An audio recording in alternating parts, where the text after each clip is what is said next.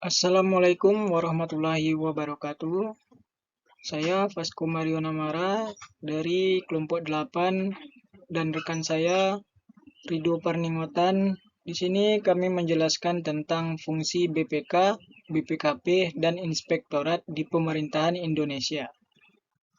Pertama, Badan Pemeriksaan Keuangan atau BPK. BPK adalah Badan Pemeriksaan Keuangan Republik Indonesia yang merupakan lembaga negara dalam sistem ketatanegaraan Indonesia yang memiliki wewenang untuk memeriksa pengelolaan dan tanggung jawab keuangan negara. Menurut UUD 1945, BPK adalah lembaga yang bebas dan juga mandiri. Anggota BPK dipilih oleh Dewan Perwakilan Rakyat dengan memperhatikan pertimbangan Dewan Perwakilan Daerah dan diresmikan oleh Presiden sebelum memangku jabatan.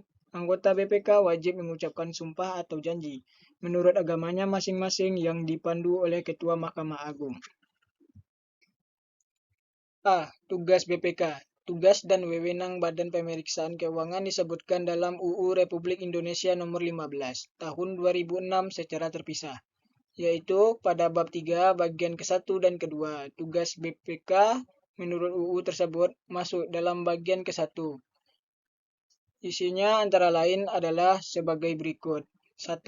Pemeriksaan pengelolaan dan tanggung jawab keuangan yang dilakukan oleh BPK terbatas pada pemerintahan pusat, pemerintahan daerah, Bank Indonesia, lembaga negara lainnya, BUMN, Badan Layanan Umum, BUMD, dan semua lembaga lainnya yang mengelola keuangan negara. 2. Pelaksanaan pemeriksaan BPK tersebut dilakukan atas dasar Undang-Undang tentang Pemeriksaan Pengelolaan dan Tanggung Jawab Keuangan Negara.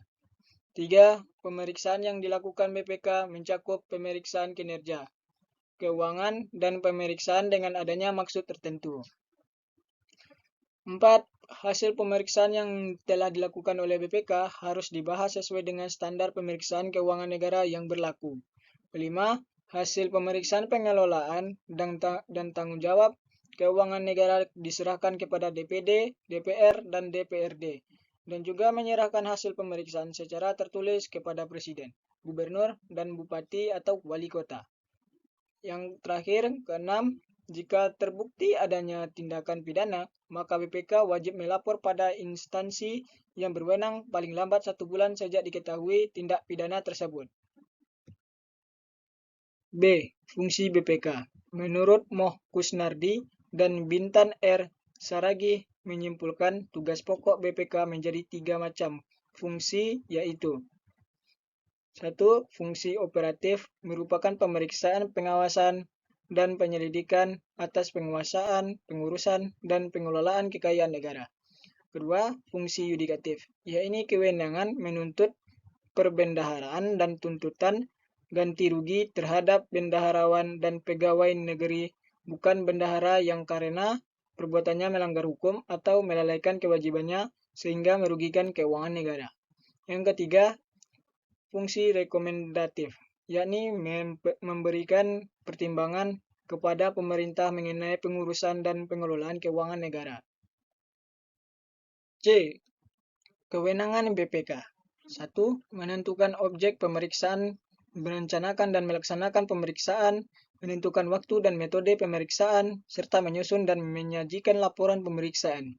Kedua, meminta keterangan dan dokumen yang wajib diberikan oleh setiap orang, unit organisasi pemerintah pusat, pemerintah daerah, lembaga negara lainnya, Bank Indonesia, dan usaha milik negara, badan layanan umum, badan usaha milik daerah, dan lembaga atau badan lain yang mengelola keuangan negara. Ketiga, melakukan pemeriksaan di tempat penyimpanan uang dan barang milik negara, di tempat pelaksanaan kegiatan, pembukuan dan tata usaha keuangan negara serta memeriksa terhadap perhitungan surat-surat, bukti-bukti, rekening, koran, jawaban dan daftar lainnya yang berkaitan dengan pengelolaan keuangan negara. Keempat, menetapkan jenis dokumen, data, serta informasi mengenai pengelolaan dan tanggung jawab keuangan negara yang wajib disampaikan kepada BPK. Menetapkan standar pemeriksaan keuangan negara setelah konsultasi dengan pemerintah pusat, atau pemerintah daerah yang wajib digunakan dalam pemeriksaan pengelola dan tanggung jawab keuangan negara. Yang kelima, menetapkan kode etik pemeriksaan pengelolaan dan tanggung jawab keuangan negara. Yang keenam, menggunakan tenaga ahli dan tenaga pemeriksa di luar BPK yang bekerja untuk dan atas nama BPK. Membina jabatan fungsional pemeriksa. Yang kedelapan, memberi pertimbangan atas standar akuntansi pemerintah dan memberikan atas rancangan sistem pengendalian intern pemerintah pusat atau pemerintah daerah sebelum ditetapkan oleh pemerintah pusat atau pemerintah daerah. Lanjut yang kedua, Badan Pengawasan Keuangan dan Pembangunan atau BPKP. A. Tugas BPKP, Badan Pengawasan Keuangan dan Pembangunan, atau yang disingkat BPKP, adalah lembaga pemerintahan non-Kementerian Indonesia yang melaksanakan tugas pemerintahan di bidang pengawasan keuangan dan pembangunan yang berupa audit, konsultasi, asistensi, evaluasi, pemberantasan KKN, serta pendidikan dan pelatihan pengawasan sesuai dengan peraturan yang berlaku. Hasil pengawasan keuangan dan pembangunan dilaporkan kepada Presiden selaku Kepala Pemerintahan sebagai bahan pertimbangan untuk menetapkan kebijakan-kebijakan dalam menjalankan pemerintahan dan memenuhi kewajiban akuntabilitasnya. Hasil pengawasan BPKP juga diperlukan oleh para penyelenggara pemerintahan lainnya termasuk pemerintah provinsi dan kabupaten atau kota dalam pencapaian dan peningkatan kinerja instansi yang dipimpin. B. Fungsi BPKP. BPKP melaksanakan tugas pemerintahan di bidang pengawasan keuangan dan pembangunan sesuai dengan ketentuan peraturan perundang-undangan yang berlaku. Dalam melaksanakan tugas, BPKP menyelenggarakan fungsi 1. Mengkaji dan penyusunan kebijakan nasional di bidang pengawasan keuangan dan pembangunan. Kedua, perumusan dan pelaksanaan kebijakan di bidang pengawasan keuangan dan pembangunan. Keempat, koordinasi kegiatan fungsional dalam pelaksanaan tugas BPKP. Keempat, pemantauan pemerintah, pemberian bimbingan dan pembinaan terhadap kegiatan pengawasan, keuangan dan pembangunan. Kelima, penyelenggaraan pembinaan dan pelayanan administrasi umum di bidang perencanaan umum, ketatausahaan, organisasi dan tata laksana kepegawaian, keuangan, kearsipan, hukum, persandian, perlengkapan, dan rumah tangga. C. Kewenangan BPKP. Dalam menyelenggarakan fungsi tersebut, BPKP mempunyai kewenangan. 1. Penyusunan rencana nasional secara makro di bidangnya. Kedua, perumusan kebijakan di bidangnya untuk mendukung pembangunan secara makro. Ketiga, penetapan sistem informasi di bidangnya. Kelima, pembinaan dan pengawasan atas penyelenggaraan otonomi daerah yang meliputi pemberian pedoman, bimbingan, pelatihan, arahan, dan supervisi di bidangnya. Yang kelima, penetapan persyaratan akreditasi lembaga pendidikan dan sertifikasi tenaga profesional atau ahli, serta persyaratan jabatan di bidangnya. Yang terakhir, kewenangan lain sesuai dengan ketentuan peraturan perundang-undangan yang berlaku seperti memasuki semua kantor, bengkel, gudang, bangunan, tempat-tempat penimbunan, dan sebagainya. Meneliti semua catatan data elektronik, dokumen, buku, perhitungan, surat-surat bukti, notulen, rapat panitia, dan sejenisnya. Hasil survei, laporan-laporan pengelolaan, dan surat-surat lainnya yang diperlukan dalam pengawasan.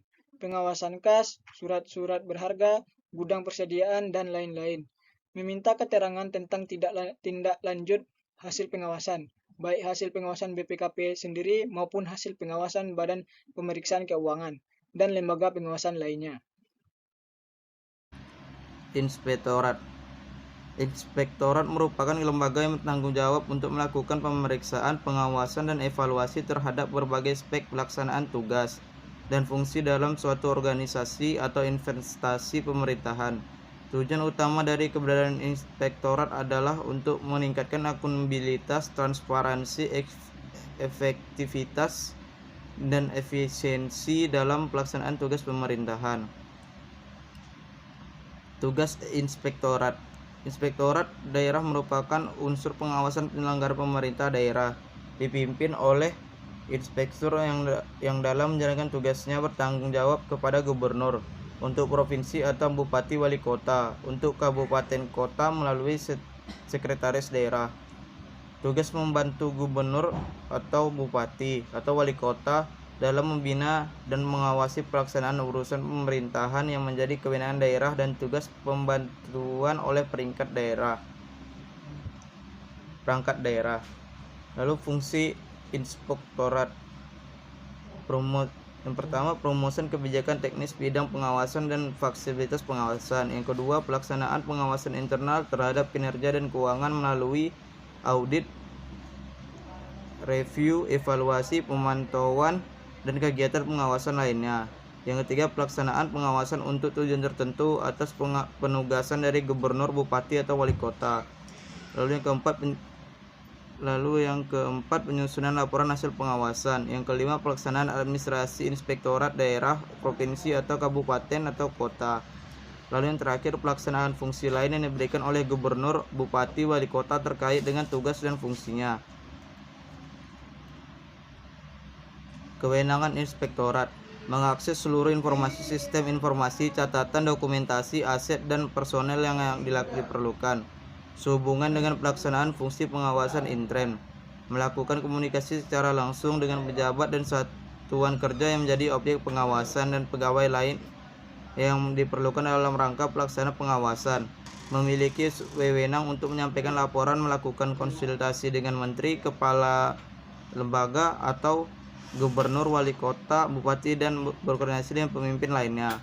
Melakukan koordinasi kegiatannya dengan kegiatan auditor eksternal. Mengalokasikan sumber daya inspektorat kabupaten serta menetapkan frekuensi, objek, dan lingkup pengawasan intern. Menerapkan teknik-teknik yang diperlukan untuk memenuhi tujuan pengawasan intern. Meminta dan memperoleh dukungan atau asistensi yang diperlukan baik berasal dari internal maupun eksternal inspektorat kabupaten dalam rangka pelaksanaan fungsi pengawasan intern. Kasus: Presiden tanda tangani Perpu Kebijakan Keuangan Negara respon COVID-19. Presiden Jokowi menandatangani peraturan pemerintah pengganti UU atau Perpu tentang kebijakan keuangan negara dan stabilitas sistem keuangan sebagai fondasi dalam menjamin kesehatan masyarakat, menyelamatkan perekonomian dan stabilitas keuangan.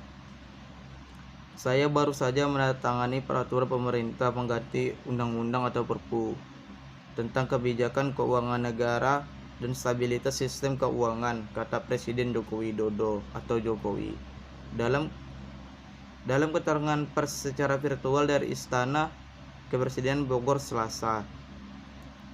Perpu itu lahir salah satunya untuk merespon pandemi COVID-19 di mana saat ini sebanyak 202 negara termasuk Indonesia sedang menghadapi tantangan berat yang tidak pernah terbayangkan sebelumnya. Pandemi COVID-19, kata Presiden, bukan hanya membawa masalah kesehatan masyarakat, tapi juga membawa implikasi ekonomi yang sangat luas. Perpu ini memberikan fondasi kepada pemerintah bagi otoritas perbankan dan otoritas keuangan untuk melakukan langkah-langkah terbiasa dalam menjamin kesehatan masyarakat, menyelamatkan perekonomian nasional dan stabilitas sistem keuangan, kata Presiden. Pemerintahan memutuskan total tambahan belanja dan pembiayaan APBN untuk penanganan APBN 2020 adalah sebesar 405,1 triliun. Total tersebut akan dialokasikan 75 triliun untuk belanja bidang kesehatan, 110 triliun untuk perlindungan sosial, 70,1 triliun untuk investasi perpajakan dan stimulus kredit usaha rakyat, dan 150 triliun untuk pembiayaan program pemulihan ekonomi nasional termasuk restrukturisasi kredit dan penjaminan dan pembiayaan dunia usaha khususnya UMKM. Sementara anggaran di bidang kesehatan akan diprioritaskan untuk perlindungan tenaga kesehatan, terutama pembelian APD, pembelian alat-alat kesehatan seperti test kit, regen, ventilator, dan lain-lain.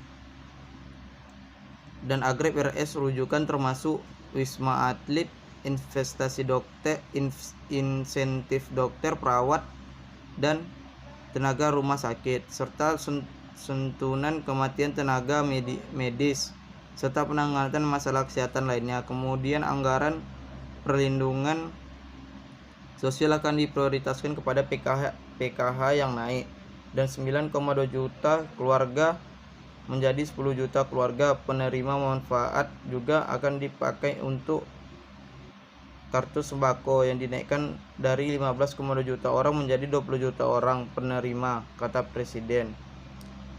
Anggaran perlindungan sosial bagi Jokowi juga akan dipakai untuk kartu prakerja yang dinaikkan anggarannya dari 10 triliun menjadi 20 triliun untuk biaya melindungi sekitar 5,6 juta orang yang terkena PHK.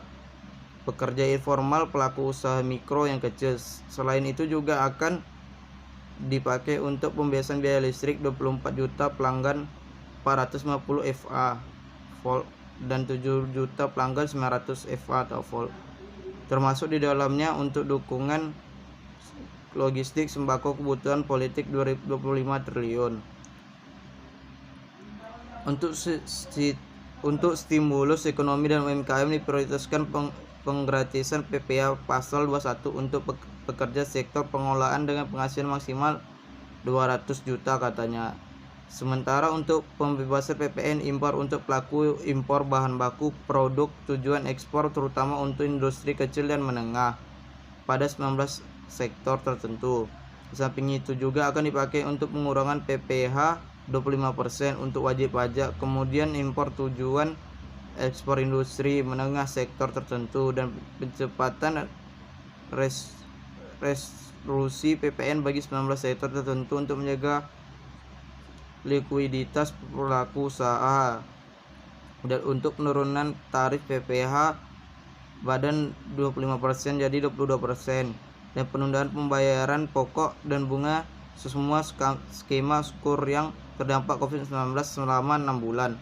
Untuk bidang non-fiskal, dalam menjamin ketersediaan barang yang saat ini dibutuhkan termasuk bahan baku industri, pemerintahan melakukan beberapa kebijakan, yaitu penyederhanaan larangan terbatas ekspor, penyederhanaan langgaran terbatas impor, serta pencepatan layanan proses ekspor impor melalui National Logistic Ecosystem. Presiden Jokowi mengatakan pemerintahan bersama Bidan OJK mengoptimalkan bauran kebijakan moneter dan sektor keuangan untuk memberi daya dukung dan menjaga stabilitas perekonomian nasional. BI telah mengeluarkan kebijakan stimulus moneter melalui kebijakan intensitas triple intervention, kemudian menurunkan rasio giro wajib, minimum valuta asing bank umum konvensional, dan juga memperluas underlying transaksi bagi investor asing dan pengguna bank kusdati global dan domestik bagi kegiatan investasi. OJK juga menerbitkan beberapa kebijakan, yaitu keringanan atau penurunan pembayaran leasing untuk UMKM dan pekerja informal maksimal 1 tahun, serta memberikan keringanan atau penundaan pembayaran atau leasing tanpa batasan plafon sesuai kemampuan debitur dan disepakati bank atau lembaga leasing. Perpu ini juga kita terbitkan untuk mengantisipasi kemungkinan terjadinya definisi APBN yang diperkirakan mencapai 5,07% katanya. Oleh karena itu, Presiden menambahkan saat ini dibutuhkan relokasi kebijakan defisit APBN di atas 3%, namun relaksasi defisit ini hanya untuk 3 tahun, yaitu 2020, 2021, dan 2022. Setelah itu kita akan kembali di disiplin fiskal minimal 3% melalui 2003, katanya. Presiden mengharapkan dukungan dari DPR RI atas Perpu yang baru ditandatangan tersebut yang akan segera diundangkan dan dilaksanakan. Dan dalam waktu cepat-cepatnya kami akan menyampaikan ke DPR RI untuk mendapat persetujuan menjadi UU, katanya. Baiklah, sekian dari kelompok kami. Jika ada salah kata, mohon dimaafkan. Wabillahi taufiq wal hidayah. Wassalam.